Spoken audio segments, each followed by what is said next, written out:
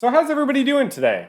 I don't really know what this person's deal is. She has really good taste in hats, but she's big. Like she's a well-known person. She's not just selling therapy. She's selling training in therapy. I don't know how much it costs. I tried to sign up. I don't know how far. I think you might have to literally book a call to find out how much it costs. Let's watch a video she put out today in really bad quality. How is this 1080p? What are some of the lies we tell ourselves about money? You might be amazed to know that your relationship with money, your beliefs about money are often formed before you are 5 years old. So what did you hear in your house about money growing up?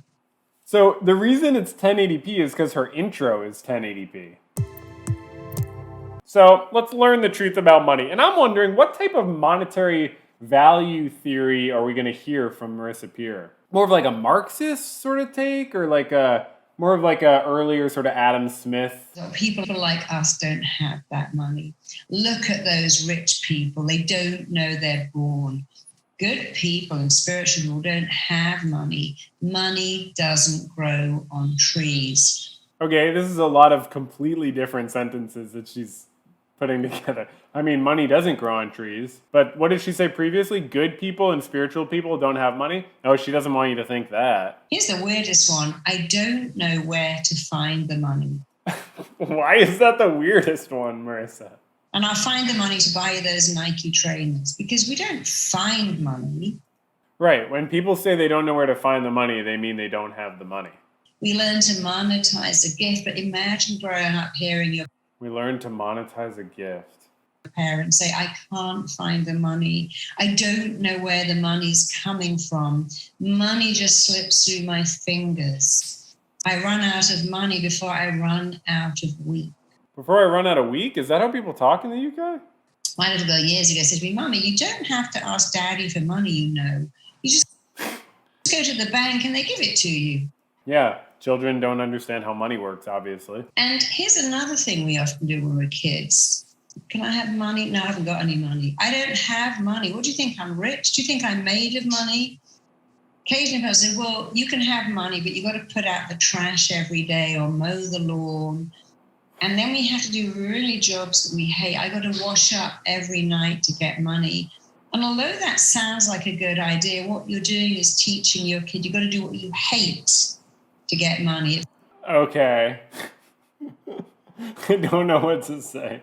She's saying that, like, kids have unrealistic ideas about money. Parents send negative messages by stressing about money and making it seem like money is hard to get. And also allowances for kids make it so they're trained to work for money rather than monetizing a gift, which is really just another way to say working for money. But yeah, she's going to try to help you probably have like a money mindset and manifest money, I guess. Yeah, like I'm pretty anti-work too. It's just unrealistic. Like it's not parents teaching kids that you have to do things that you hate for money. It's like the existence of wage labor as the predominant labor relation in our economy. So like the fact that everyone works for a wage unless you own a lot of resources, that's what makes this mindset that you have to do things you hate for money. It's the reality creates the mindset. I guess she's sort of coming at this from an idealist place where it's like the mindset creates the reality, whereas I would come at it from a materialist place of like the reality creates the mindset. And so we hear so many lies about money. Spiritual people don't want money. Yeah, how is she going to debunk that one? People who have money are bad people. You know, I found something quite different. Many of my clients are millionaires and billionaires. I find that when you've got so much money, what often happens is you start doing good things. I was at a wedding this weekend, my daughter's wedding, and the person who owned the place which you got married is called Wilderness, has got so much money. He's a billionaire. I bet. And he's actually rewilding it, creating hedges for butterflies and bees and giving back. Because when you've got that much money, what else are you going to do? That's so insulting to her audience, to pretend that a billionaire giving a little bit back to the wilderness is some proof that money like makes people better. And many clients with so much money say, hey, I'm Oprah Winfrey, I'm buying schools, I'm creating orphanages and educating. Is she acting like Oprah is one of her clients? And many clients with so much, I'll say, hey, I'm Oprah Winfrey. I'm looking this up. Did she actually work with Oprah Winfrey? Because she's full on implying that. Here's Oprah Winfrey on her website on turning wounds into wisdom. I don't know. Is it just an article about? Did she work with Oprah Winfrey, or is this? It's a picture of Oprah. It says Marissa Peer, and then it's a quote from Oprah, which has nothing to do with Marissa Peer. Wow, that's bizarre. I assume she's had Oprah as a client because the way she's phrasing this, why would you phrase it this way? Yeah, my clients are always like, hey, I'm Oprah Winfrey. And many clients with so much, I'll say, hey, I'm Oprah Winfrey. I'm buying school. And many clients with so much, I'll say, hey, I'm Oprah Winfrey. I'm buying schools. I'm creating orphanages. I'm educating girls. And so I love that the first thing she says is buying schools.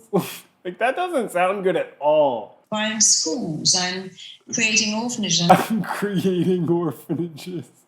Creating orphanages and educating girls. And so you shouldn't think that people with money are mean people, because often when they've got so much, they actually do good things. Yeah, but the original claim was like spiritual people don't have a lot of money. Okay, and she's arguing that people with money are not inherently bad. Cool, that's a weaker claim, much weaker claim. And so you need to get past this belief that good people don't have money, good, meek people. Okay, meek does not mean what she's saying it means. Meek means submissive and easily imposed upon. In the Bible, it says the meek will inherit the earth. But oh, is that why she's saying meek? Meek is Aramaic for spiritual person. Meek is Aramaic? Meek is not an Aramaic word. Matthew 5:5. So Bible Hub, sermon, introduction to the Sermon on the Mount. That sounds important. Blessed are the meek, for they will inherit the earth. Blessed are those who hunger and thirst for righteousness. So yeah, it's about spiritual people, sure. Aramaic was the language Jesus spoke, but the Gospels were written in Koine Greek because in the centuries following the death of Jesus, Christianity spread through the Roman Greek world. So the vast majority of the New Testament original documents are written in ancient Koine Greek. People like me don't have money. Money comes from money. Money does come from money. Like genuine, enormous amounts of money do come from money. Investing, basically turning money into more money. If you try to make money from use value, like selling a product or service, it's very hard to acquire an enormous amount of wealth. It's much easier to do that when you create money from money rather than creating money from a commodity. I can't keep money. I don't know where the money goes. You see, that isn't true. You do know where it goes, and you can keep it. And having parents say, turn the lights off. Do you think I'm made of money? I can't afford that. We can't afford that. It's too expensive. My daughter, like all children, go, Mummy, can I have this? Well, did she just not make a point? She's just trying to get to the point where, like, if you believe that it's hard to have money, you're reinforcing that idea to yourself. Which, like, sure, like, it's good to have a good mindset, but that's not the be-all, end-all, obviously. Look at how this sentence fades off into nothingness. And having parents say, turn the lights off. Do you think I'm made of money? I can't afford that. We can't afford that. It's too expensive. My daughter, like all children, go, having parents say that does what? Or is what? Say, turn the lights off.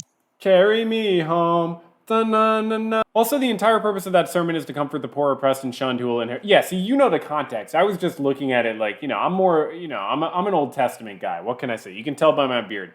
The shunned will inherit the wealth of heaven. And in a few chapters, he says, don't have any worries because God provides for the animals. And later on, a rich person has to follow Jesus. And he says, give away your wealth first. Yeah, and the whole eye of the needle thing, like it's easier for a camel to get through the eye of a needle than it is for a rich person to get into heaven. Like that's point blank. Jesus said that, right? My daughter, like all children, would go, Mummy, can I have this? Can I have that? And I would never say no. I'd go, yeah, do you really want that? Yes, okay, then you will have that for your birthday. You'll have that at Christmas. You'll have that when you've got 100 stars. Yeah, but what if the kids are asking more often and you can't get them all the things at any holiday? And why does she not even address the concept of different families having different amounts of wealth? Like, don't you think that should be something that she at least considers? Because when children hear, no, we haven't got, but who do you think you are? I can't afford that. I see this played out. Little kid in a shop, mum's. Yeah, you don't want to be a dick to your kid. They don't understand how money works. But you can explain to a kid how money works. Hey, we work really hard for our money. We unfortunately don't have enough to get you that stuff you want. Mom has spent all the money on hats, okay? We have to save up the money again. And often we get a bigger apartment, a bigger car, we start to fly first class, which is, of course, amazing. But it's a choice. It's a choice to remember our happiest moments are often having a picnic. My happiest moments as a kid. So was she just trying to imply that having a lot of money is a choice? Picking berries with my grandmother and making jam. Didn't cost anything. My daughter loved it when we bake in the house. And actually looking back at her childhood and mine, it was the simple things that gave me pleasure, being with people and maybe baking together, playing card games. Every Christmas we played board games, and that was such a source of joy. More than the gifts, more than the food, was that playing cards together. Okay. So think about what you want, why you want it, how it will make you think, well, could I feel like that without it? If the answer is yes, you are doing so well. And stop saying this, they've got money to burn, it will all end in tears. Nobody can have it all. That is not true. No one can have it all. Your school days are the best days of your life. That isn't true. Nature can go. What? These are so many completely different claims that she's trying to argue against. Here she's saying she's arguing against the idea that school days are the best days of your life, but like she was just saying like picking berries and like simple pleasures can be the most meaningful. But she's also saying like don't be afraid to spend money if it makes you feel good. But she's also saying if you can feel good without spending money, then that's even better. And like and then like celebrities and rich people like do good things with their money sometimes, and like what? Life isn't fun when you get older. People only like young, attractive people. This has nothing to do with what are we talking about, Marissa? None of that is true. What's true is the meaning you make of something. You can have a relationship with money. The more you have, the more you can get back. Enjoy what you... The more you have, the more you can get back. I can't argue with that. That's fucking true. Money comes from money. You've got. But find things that you're not spending money on that give you immense pleasure. If you really want to know how to attract money, how to manifest money. Here we get to the manifesting money thing. I called it from the beginning. How to create wealth, how to create success, please sign up today for my... Oh, of course. That's what it was all leading up to, is an abundance challenge. My 21-day abundance challenge, because you can have it all the time. You can have so much abundance. You don't have to come from it. I didn't come from it, but you can create it. Sign up. It's going to be my honor and my joy to show you how to do that. So the weird thing about the video we just watched, like it was basically just her saying money doesn't make people bad people, which like, okay, like I believe that sometimes that's true. And her examples were absurd and didn't prove her point, obviously. Rich people doing nice things does not prove that they're good people. You can't look at isolated behaviors of people and determine their quality as a person, and you certainly can't determine how much like that really says about money and wealth. But it ended up just being like, oh, we tell ourselves that money is hard to get and that makes money hard to get. So take my 21-day abundance course so you can have a lot of money and then donate a little bit of it. This is that, this is that, this is this, this is that, this is this. This is that, this is this, this is that, this is